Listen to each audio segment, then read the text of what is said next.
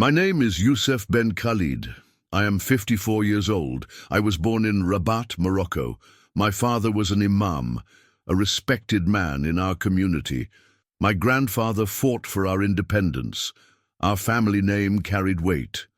People bowed their heads when we walked by. I grew up knowing exactly what was expected of me. Prayer 5 times a day. Fast during Ramadan. Serve Allah. Serve the king. Never question. At 19, I joined the Royal Guard. The uniform felt heavy on my shoulders. Not because of the fabric, because of what it meant. I was now a protector of the throne, a guardian of tradition. My father was proud. He told everyone his son served the king. His chest swelled when he spoke about me, but something inside me felt hollow. The discipline was rigid. Wake at dawn, train until your muscles burned, stand for hours without moving, salute without thinking, obey without questioning.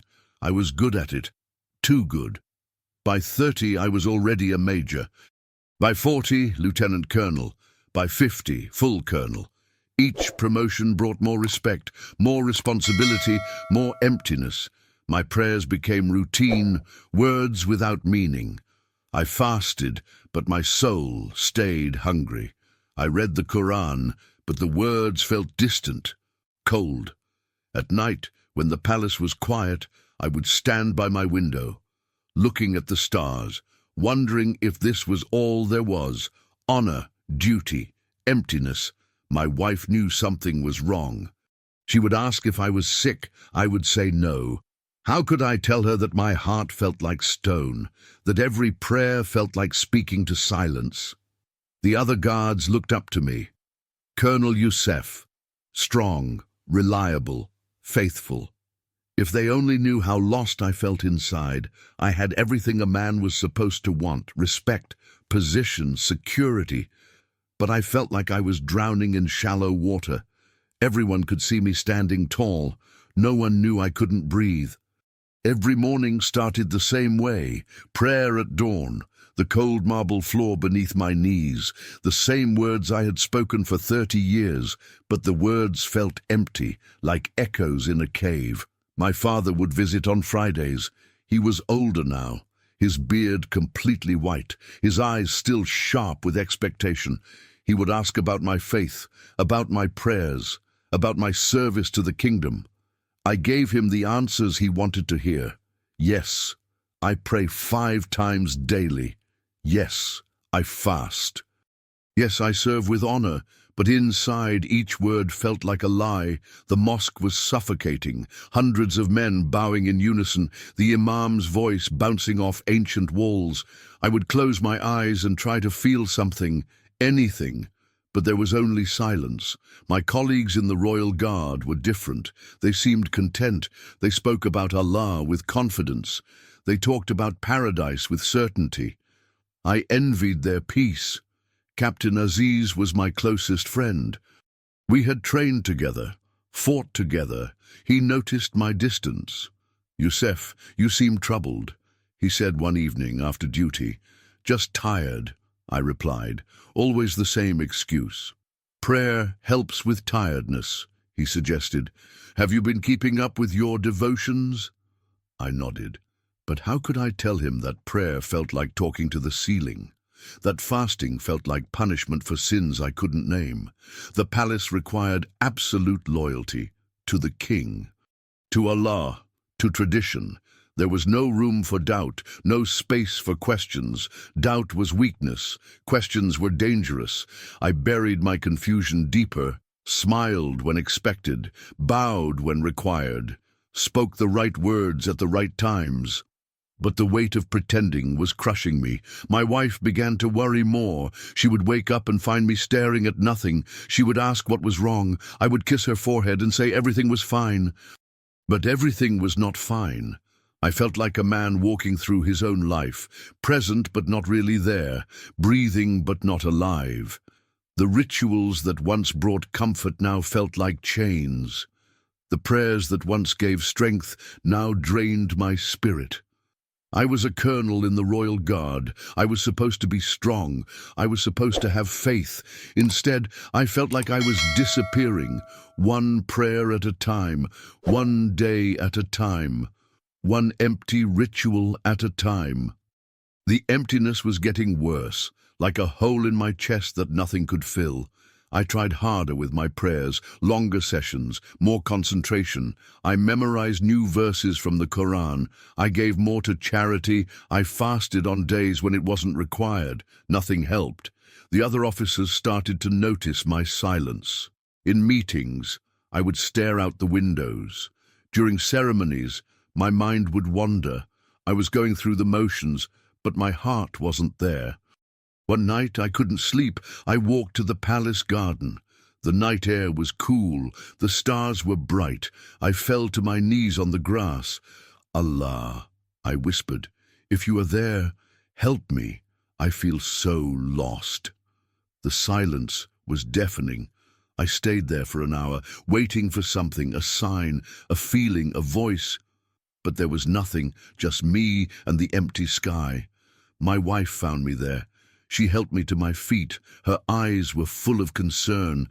"Youssef, you're scaring me," she said softly. I wanted to tell her everything, about the emptiness, about the prayers that felt like lies, about the faith that felt like a costume I wore every day.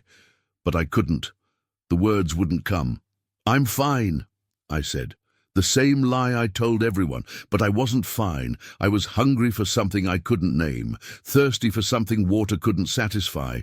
Every religious ritual felt like eating cardboard. Every prayer felt like shouting into a well. The imam at our mosque spoke about the peace of faith, about the joy of submission to Allah, about the certainty of paradise. I listened and felt like he was speaking a foreign language. Other men nodded and smiled.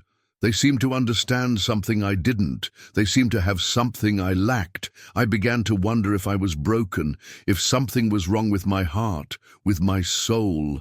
Maybe I wasn't worthy of faith. Maybe Allah had turned away from me. The thought terrified me. But it also explained everything. Why my prayers felt empty, why my rituals felt meaningless, why I felt so alone in a crowd of believers. I started to avoid the mosque. I made excuses. Work was too busy. I wasn't feeling well. People started to talk. My father asked questions. My wife grew more worried, but I couldn't pretend anymore. I couldn't bow and pray and fast and smile when everything inside me felt dead. I needed something real, something alive, something that would fill the hole in my chest. I just didn't know what it was. The mission to France came at the perfect time. 3 weeks of security detail for a royal visit, away from the mosque, away from the expectations, away from the pretending. Paris was different. The energy, the people, even the air felt lighter. I told myself it was just a change of scenery, but deep down I hoped the distance might help me think. We were staying at a hotel near the embassy, professional, efficient, every detail planned. My job was simple: protect, observe, stay alert. But on the last day, everything changed. We were traveling from the embassy to the airport, 3 cars in convoy. I was in the second vehicle with 2 other guards. The traffic was heavy, rush hour in Paris. I was thinking about going home, about facing my father's questions, about returning to empty prayers and hollow rituals. My chest felt tight just thinking about it. Then I heard the sound, like thunder, like the world tearing apart. The truck hit us from the side. Everything became chaos, metal screaming, glass exploding, my body thrown against the door like a rag doll. The car flipped, once, twice, then silence. I was trapped. The roof had collapsed. My chest felt crushed. Every breath was agony, blood in my mouth, darkness creeping in from the edges of my vision. My colleagues were screaming, calling for help, but their voices sounded far away, like they were underwater. I knew I was dying.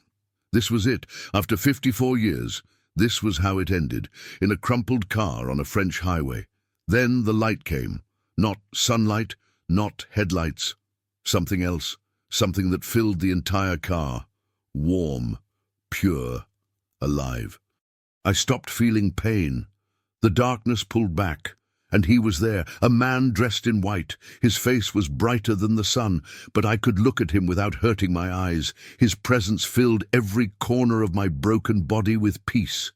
He spoke my name, Yusuf. His voice was like music, like coming home after a lifetime of wandering. I am the way, the truth, and the life. I had never heard those words before, but they hit my heart like lightning. Like truth I had been searching for my entire life without knowing it. Tears poured down my face, not from pain, from recognition. This was what I had been hungry for. This was what the emptiness had been waiting for. "Do not be afraid," he said. "I have plans for you." Then everything went dark again. I woke up in a hospital bed, machines beeping around me, tubes in my arms, bandages on my chest. The doctor said it was a miracle. The injuries should have killed me. Punctured lung, broken ribs, internal bleeding. But somehow everything was healing faster than expected. My colleagues visited. They told me about the accident, how they pulled me from the wreckage, how the paramedics said I was dead for 3 minutes, how they couldn't explain my recovery, but I couldn't stop thinking about the light, about the man in white, about those words that were still echoing in my heart. I am the way, the truth, and the life. When I was alone, I asked the nurse if there was a Bible in the hospital. She looked surprised, but brought me one in Arabic. My hand shook as I opened it. I found the words in the Gospel of John, chapter 14, verse 6. Jesus speaking to his disciples. The same voice I had heard in the car. My heart started racing. Jesus, the prophet Christians claimed was God, the one Muslims were taught to respect but not worship. But he had saved my life. He had spoken to me. He had filled that empty space in my chest with light. I read more. Late at night when the nurses weren't looking. The words were alive. They reached into parts of my soul that 40 years of Islamic teaching had never touched. The Sermon on the Mount, the parables, the promises, everything resonated like bells in my spirit. I was supposed to return to Morocco in a week, but I asked for extended medical leave. I needed time to understand what was happening to me. I found a small church near the hospital. I sat in the back during evening services. I didn't understand French, but the peace in that place was unmistakable. This was what I had been searching for. An old priest noticed me, Father Michel. He spoke some Arabic. He gave me books. We had quiet conversations about faith and doubt and second chances. "God found you," he said simply. "And now you must decide what to do with that gift." I knew what I had to do, but I also knew what it would cost me. After 3 weeks in France, I prayed my first prayer to Jesus, alone in my hotel room, on my knees, with tears streaming down my face. "Jesus, if you are really the way, the truth, and the life, I give my life to you. I don't understand everything, but I believe you saved me. I believe you are real." The peace that flooded my heart was indescribable. For the first time in 54 years, I felt complete, but I also knew my real battle was just beginning. I had to go home. I had to face my family, my colleagues, my country, and I could never tell them what had happened to me. Returning to Morocco felt like walking back into prison. Everyone wanted to hear about the accident, about my recovery. They called it a blessing from Allah. I smiled and nodded, but every word felt like betrayal. My father visited the first week. He was so grateful I had survived. He led prayers of thanksgiving in our home. I bowed my head and said, "Amen," while my heart cried out to Jesus. The emptiness was gone. The hunger was satisfied. But now I faced a different kind of torture. Living a lie every single day. At the mosque, I stood with the others. But while they prayed to Allah, I prayed silently to Jesus. While they recited verses from the Quran, I remembered words from the Gospels. I found ways to read the Bible, I ordered it online and had it delivered to a friend's address. I read during my lunch breaks, hidden in my office, late at night when my wife was sleeping. Every word was life to my soul, but every hidden moment reminded me of the danger I was in. In Morocco, converting from Islam is not just personal, it's political, it's social suicide. It could cost me my job, my family, even my life, but I couldn't go back to the emptiness. I couldn't pretend Jesus didn't exist. I couldn't forget the light that had saved me. I started making excuses to miss Friday prayers, work emergencies, health problems. My father grew suspicious. "You seem distant since the accident," he said one evening. "Are you having doubts about your faith?" The question hit like a knife. He was asking about the wrong faith, but he was right about the doubts. "The accident changed me," I said carefully.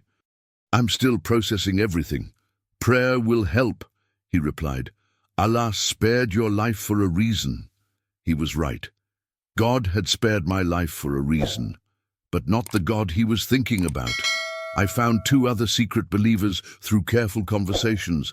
Ahmed, a businessman, Sarah, a teacher. We met in different places, coffee shops, parks, never the same location twice. We called ourselves the Hidden Church. 3 people in a nation of 34 million. But when we prayed together, I felt the presence of Jesus just like in that French hospital.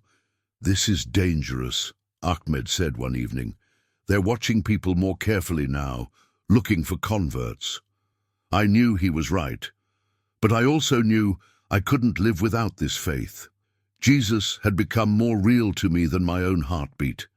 "We have to be wise," Sarah said, "but we also have to trust. He didn't save us to abandon us." She was right. The same Jesus who had rescued me from death would help me navigate life. But the weight of the secret was crushing. Every day was an act. Every prayer was a performance. Every conversation with my family felt like betrayal. I loved them, but I loved Jesus more, and that made everything complicated. 2 years have passed since the accident. 2 years of secret faith. 2 years of living between two worlds. My life looks the same from the outside. Colonel Youssef, faithful Muslim, loyal to the king.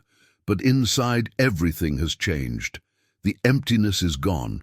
When I wake up in the morning, I feel purpose. When I face difficult days, I have peace. When I'm alone, I'm never really alone. Jesus walks with me through every day, in my office, during meetings, even during the Islamic prayers I must attend.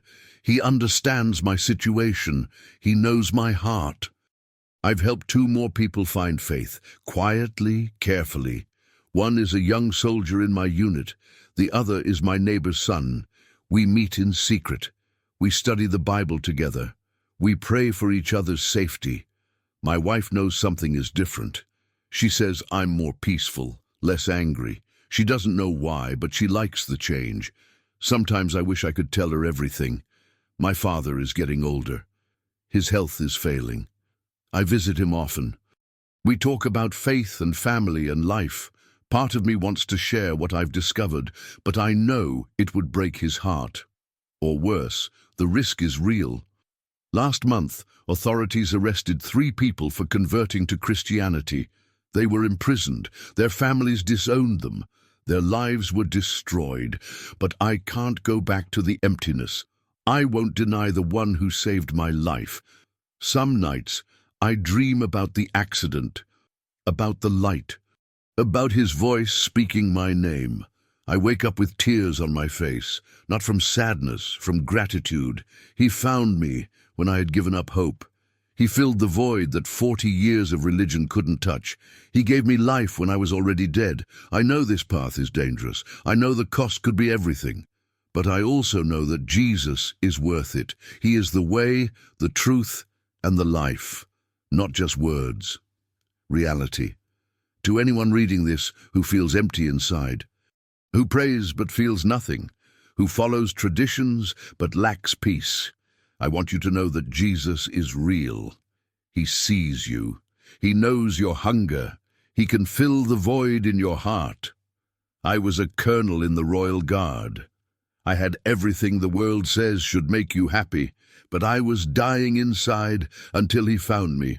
If you are Muslim and you're reading this, please know that Jesus didn't come to destroy you. He came to give you life, real life, eternal life. The kind of life that starts now and never ends. Pray for those of us who live in the shadows, who worship in secret, who carry the light in dark places. We need your prayers. We need your courage.